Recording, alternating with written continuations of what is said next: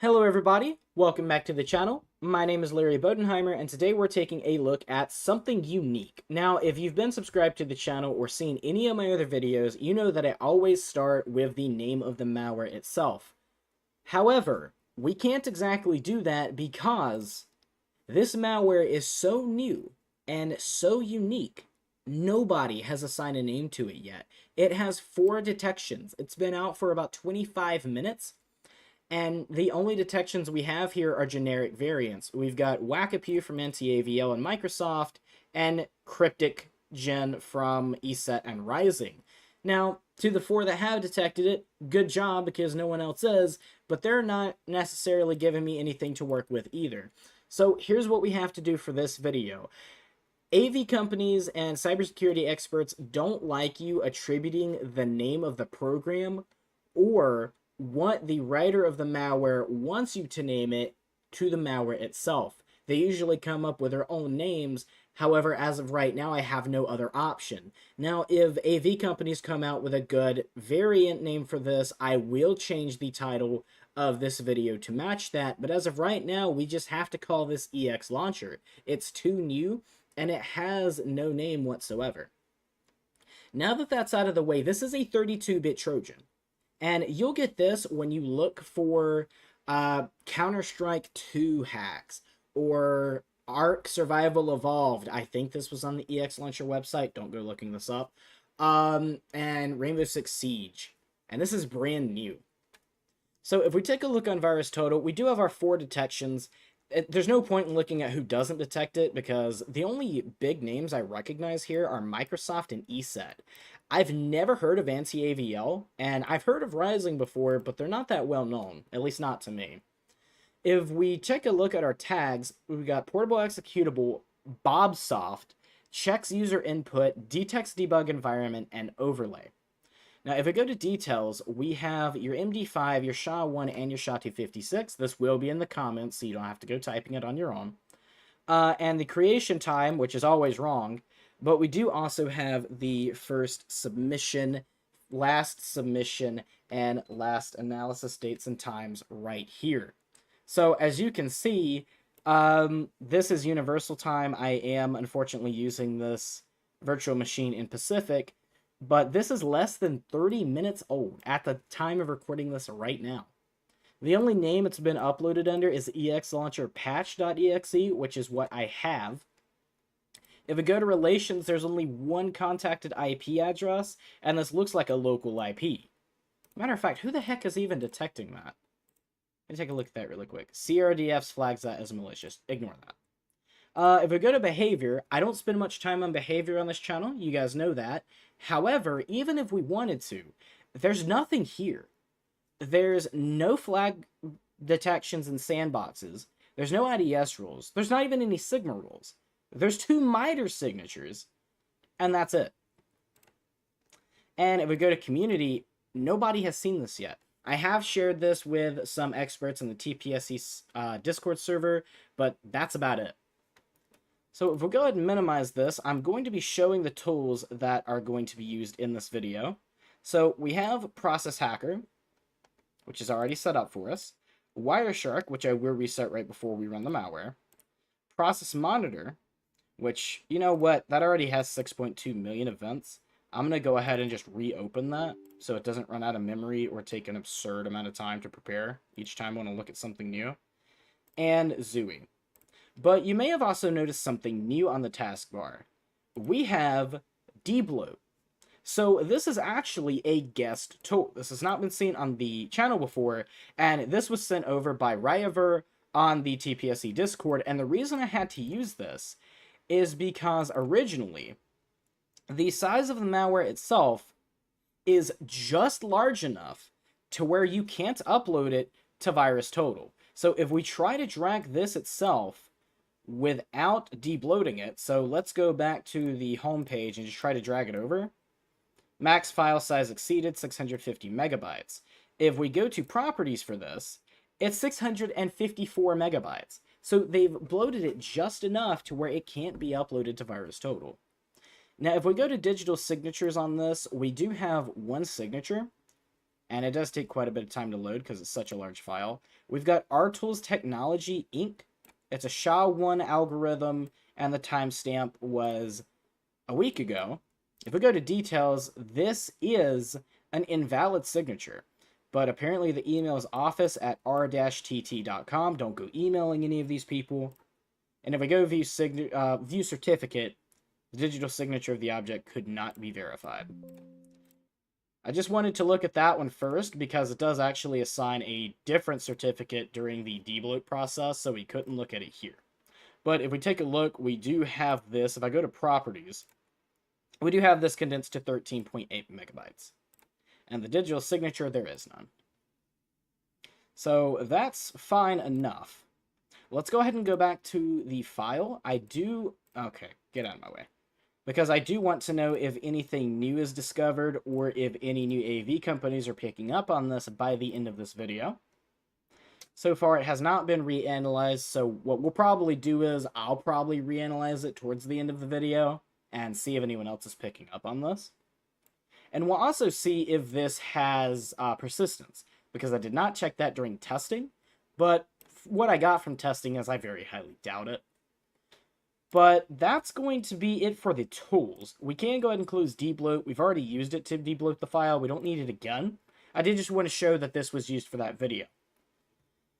And that's going to be it on its own. So let's get this opened up. The last thing that we can do is just run the malware itself. So let's go ahead and open the ExLauncher folder. And we don't have to, but I'll go ahead and run it as administrator. And without any further ado, let's go ahead and do that. Do you want to allow this app from an unknown publisher to make changes to your device? Yes, I do. So immediately we see consent open, and we've got that file open over here with a different icon in c.exe. And we get a fake message here that says error opening registry key, software, JavaSoft, Java runtime environment. But as you can see, we do have more things popping up. We've got the more utility, and it's running console host. So this is obviously a fake message. And if we click OK, we get another error, could not find java.dll, and could not find Java SE runtime environment. So we click OK on that. We've got more.com. As far as I know, this is a legitimate tool. And we do have VBC running. That's Visual Basic Command Line. That is absolutely legitimate. I've just never seen more before. And it does open Microsoft Edge and immediately close it. So it's definitely doing some stuff there. But we can take a look at this more utility once everything is done. I don't want to take any attention off of Process Hacker yet because it's still doing things with the machine. And we've got AutoIt v3 script, which we've seen on the channel before, but it immediately kills itself. And that seems to be it with the malware. So now that that's done, let's go ahead and just shove this in the VirusTotal because I've never seen it before. And yeah, this does look like a legitimate .com file, so fair enough. Alright, and then the next thing I'm going to do is we're going to go ahead and stop Wireshark. That is a ton of captured packets. We're going to save this as 1. I will start a new capture just in case something's running in the background, but I very highly doubt it. And we're going to shove this through Zooey. So let's go ahead and do that. Oops, sorry, wrong one. And we're going to go to import data and documents 1.pcap, and it's going to load for us. And while it does that, we'll take a look at process monitor. So we're going to do 2 things. So the first one we're going to do is we're going to do operation is create file. And then the second one we're going to do process name is, and then I'm going to have to copy that name. There's no way I'm going to be able to type it like that. And we're going to paste that here. Add and apply. Shouldn't take very long at all. We've only got 2.2 million events. And we do have 266 that show up under ExLauncher.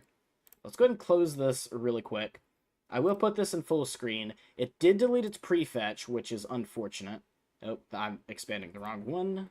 Let's expand path. There we go. So we've got some comctl DLLs. That's fine.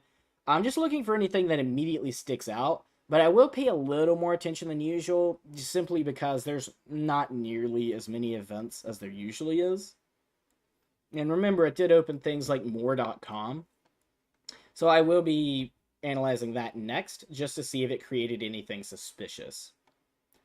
So we are opening, or we're trying to open Internet Explorer, which is interesting enough. And we've got Twin API, that's fine. Not anything too suspicious that we could see on top. It's using MSI and bcrypt.dll. And it looks like we've got something new in roaming. And this is that nc.exe that showed up with the fake Java message. So it could be interesting to see if that did anything on its own. It is still here. As a matter of fact, if I try to shove that in VirusTotal as well, is it going to do anything? It has no detections, but a community score of -52 is crazy. File present on VX Underground, and Hamburglar downvoted it 2 days ago. Last analysis was 4 days ago. We could reanalyze it. It's very small, but I doubt we're going to get anything from it. But that seems to be about it. We do have another thing in the temp directory. So if we go there as well, we have all sorts of folders open. Okay, this is just a regular file. That wouldn't have created anything. So fair enough. But we'll go ahead and close that. And then next, I'm going to do nc.exe. And then after that, we'll do the more.com. Although I'm kind of doubtful more.com will actually show anything. We're going to do nc.exe. I'm not sure if this will show anything either. So if it doesn't, just be prepared. But it looks like it did. Okay. And yeah, there's no detections on this, so we'll just go back to our original file. All right, is there anything else that just immediately sticks out when I look at this? We've just got java.dll, textshaping.dll, and it did actually delete these, which is unfortunate. There is a possibility that those don't actually have anything to do with like a supporting Java DLL, and it could just be a malicious file. Unfortunately, no way to tell because it did delete itself. But it is what it is. Okay, not anything too suspicious on its own. I'm not seeing anything new. I am a little skeptical of the java.dll, especially being in bin and JRE bin in an eserv folder. But, I'll let you draw your own conclusions on that.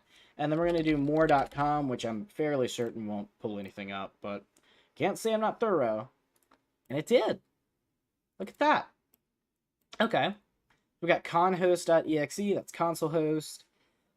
Not anything too suspicious on its own here. We've got a new folder, kajekbu, and then we've got the Visual Basic command line, so we'll go to this one. And then we'll go, to the next one. And it does look like, unfortunately, this has been deleted. And just to show that I have hidden folders turned on, we do have hidden items checked. I'll go ahead and uncheck it and check it again. But it's not going to do anything. So let's close that. And let's go over to this folder. And unfortunately, it's not going to be here. I will try this VBC, though. No guarantee that'll be there either, but again, nothing if not thorough. And we do have the VBC. So this is a legitimate file. It is under the Microsoft.NET framework. So we will see if that created anything. It is possible. We'll try that one more time, and then I think we're going to be at a dead end with this. Well, not necessarily a dead end, because we did find some very interesting things out about how this runs and what it does, but, you know, nothing that just immediately screams anything. We'll go ahead and delete more.com, we'll click OK, and no, it did not actually create any files. So I'm not too sure what it did then.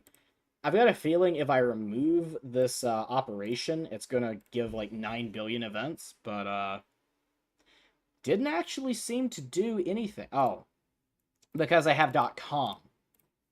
Might help if I actually gave that the right extension. So let's go ahead and do the operation again. Yeah, that's totally not embarrassing or anything. I'm gonna go back over here. Yeah, vbc.exe. There we go. So we do have 867 events. So there could be more things here that are just hiding. We do have some DLLs that have been deleted that I've not seen before. So they're either not common or they were created for the sole purpose of this malware. More likely that it's just not common. is the reason I haven't seen it before. But this malware, as we've seen already, is pretty unique. So it's anybody's guess. WBIM service, fast procs, and here we go. So it looks like this is actually doing something that's reminiscent of other malware samples we've taken a look at before. So this could be attributed to, what's the ones I'm thinking about? I can't think of the names right off the top of my head, but we've actually seen this several times. Luma and Quasar. Those are the two that I was trying to think of. So we've got Ethereum, Exodus, Ledger Live, Atomic, Koinami, Authy Desktop. So it's not just going after your crypto. It's going after everything. Bitcoin, Binance, Electrum, IndexedDB, Garda, Dashcore, Wasabi Wallet, or Wallet Wasabi, Daedalus Mainnet. Now, that sounds really cool. We got Chrome stuff, Opera Software, Opera GX, Edge, Cryptbase, and then we've got a bunch of local extension settings. So if we keep scrolling down, we should see more about... here's another browser. Yeah, here's our browser list. Okay. So we got Brave, Epic, Vivaldi, Maxthon, Iridium, AVG, Tencent, 360, Super Browser, Scent Browser, Shaydot, Cock, Mozilla, and then Waterfox and Moonshot Productions Pale Moon. What really surprises me is with these kinds of malware, we never see anything targeting, not Vivaldi, what's the Yandex browser? Because I've been seeing a lot more of that lately too. Apparently it's quite popular in certain parts of the world, but I never see it on these lists. And this one is actually looking for your password managers. So this one's a little bit different from what we've seen so far from Luma and Quasar on this channel. So we got 1Password, Bitwarden, which is what I use, NordPass, and we have some other things as well. So it is detecting everything that's on the computer itself on the top level. And it looks like it's scanning them multiple times, and we shouldn't see anything else that really sticks out at this point. Oh, here we go. We got Telegram Desktop. Gizler, here's your here's your FTP client. So FileZilla, Gizler, 3D FTP, Smart, a bunch of other ones, Commander Deluxe, OpenVPN. I've said this before, the people that are going to be affected by this most likely aren't going to be using FTP clients or even VPNs, but okay. So we got NordVPN, ProtonVPN, AnyDesk. We've got Azure and Amazon Web Services, which is just completely ridiculous at this point. The Bat. We've seen this before. The Bat. Then we got Concept World Notezilla, which I've never seen before. Pmail, Mailbird, EM Client, Thunderbird, Notepad++, Discord, and we got some more roaming.piffs. And that is about it. So these are the things that it's actually sending off. Very reminiscent of things like Luma. So I would definitely be including that in a report on the TPSC Discord, because I'm not really sure where else to post things like this. And that will be it for our Process Explorer. Now, if we take a look at Zooey, which absolutely should be done, and it is, we have 14,000, we have 1,480 rows. Let's go ahead and maximize this really quick, and we can most likely, oh, here we go. ET info suspicious domain wildcard.icu and TLS-SNI. What is .icu? That's interesting. .icu top level domain. Stands for ICU, registers catchy domain extension to make a lasting impression. What? Is a generic top level domain that can be used for any type of website. Okay, so it... Alright. Fair enough. But it looks like we've got 2 for these. Potentially bad traffic. I'm not sure why it immediately jumps out for that, though. And this is from Microsoft. You can tell by the 20 IP, so we'll ignore that notice. Is there any alert ones that immediately just say, like, Quasar rat activity or anything like that? Well, here we go. We've got a 52. So an invalid certification, brain, thank you. And I don't think we're going to be getting much else. We do have some more notices. That's a Microsoft IP. This is not a Microsoft IP as far as I could tell. So there you go. Action add geodata. We got a bunch of HTTP stuff going on right now. So oh, here we go. I did not see this in testing. ET policy portable executable or DLL Windows file download HTTP. Potential corporate privacy violation. Didn't see that in testing. And we've got ET hunting suspicious dotted quad host MZ response. Potentially bad traffic.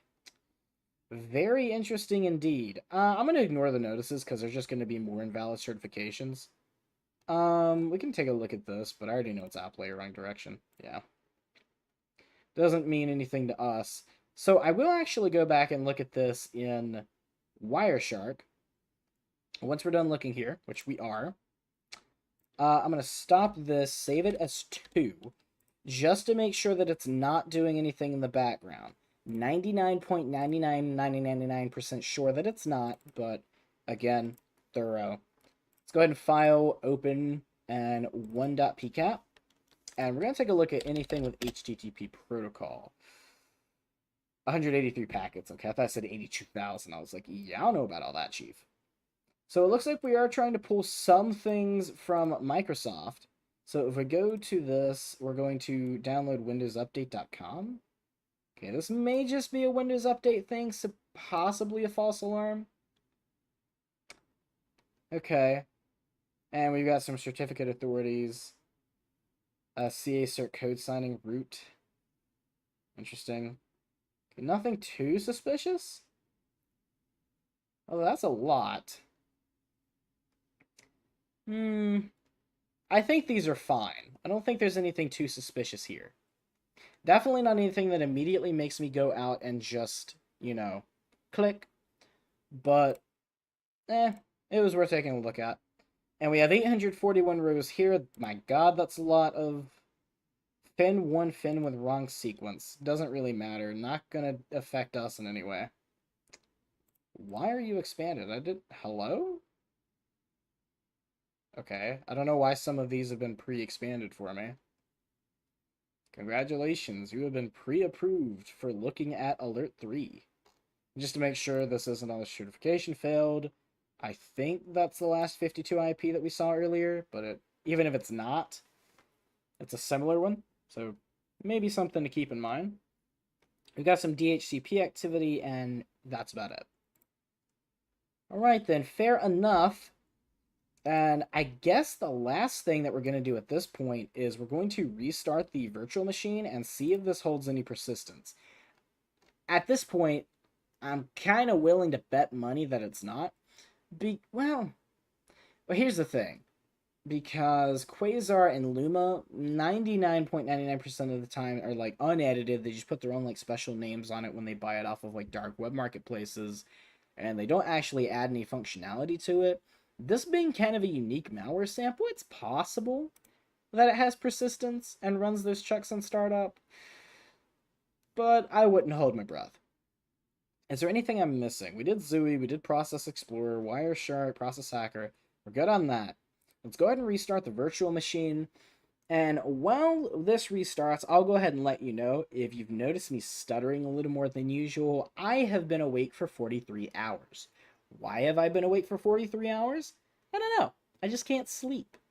I'm a little loopy right now, but I'm trying to lock in and make a video because it's been a couple days, and this is really cool. So we're going to jump in immediately. We're going to put in our password, go to malware analysis, go to process hacker, boom, boom, boom, minimize. We got some artifacts from what looks like command prompt, but that's fine. It's not too suspicious on its own. I did not mean to close that, process hacker. Thank you. I meant to maximize that. And if it was going to do anything that would make me think it's running malware in the background, I feel like I would have seen it already. But we're not seeing anything here. There is one more last thing that we're going to do, though. So I'm going to leave this open until we're done with it, and then we'll take one more look. But I'm going to open Firefox. Let's go ahead and open that. Oh, it must have just updated. Okay. And it did. Firefox has updated. So we're going to go back to VirusTotal, and we're going to reanalyze this and see if anything new has detected it. or if any new information has been discovered. So we'll reanalyze it. Shouldn't take too long. And while it's doing that, we could also go in Wireshark and just look manually for malicious IPs. So let's go to 1.pcat. Is there anything immediately jumping out to me? We got a bunch of connections from 13, but that's fine. A 96.7 is interesting. 192.74.125. Possibly the 7.4. We've got a lot of activity going back and forth on TCP and TLS 1.2. If I was going to call any of these IPs malicious, it would be the 7.4. Matter of fact, you know what? I'm confident enough in that to just go ahead and shove this back into both abuse IPDB and Whois. So let's go to 7.4 computer. Let's go to 7.4.125.3446. It was reported 72 times, and this is a Google IP address, Mountain View, California. We have received reports of abusive activity from this IP address within the last week. It is potentially still actively engaged in abusive activities. So SSH login attempts with user root, bot invasion verification, bad web bot, and we've got more login attempts with user root. This doesn't mean anything. We just ignore that. The user root, hacker syslog review, hacker syslog review again. We've got a port scan. Interesting. It looks like an aggressive one as well. So that's interesting enough. It doesn't really tell us much. Of course, now that we know it's a Google domain, we're not going to get much out of it, because it's just going to say, whoa, this came from Google. Like, no duh. But if we take a look here, yeah, it's just going to tell us stuff about Google LLC. So we see that it's got the same amount of detections. If we go to relations, same stuff. Details, not really much new. And that's gonna be about it for this video. There's not really much else to cover here. And there's really nothing else new in, well, there isn't anything new in behavior. So it's probably going to be a while before this kind of like just expands onto the front page, but I'm glad I was able to review it with you guys before it became really cool mainstream malware. So that's going to be it for this video. I hope you guys did enjoy. If you're new to the channel, please make sure to subscribe and let me know in the comments if there's anything I did not do that you want to see in future testing. My name is Larry Bodenheimer. You guys have been amazing, and I will see you in the next one.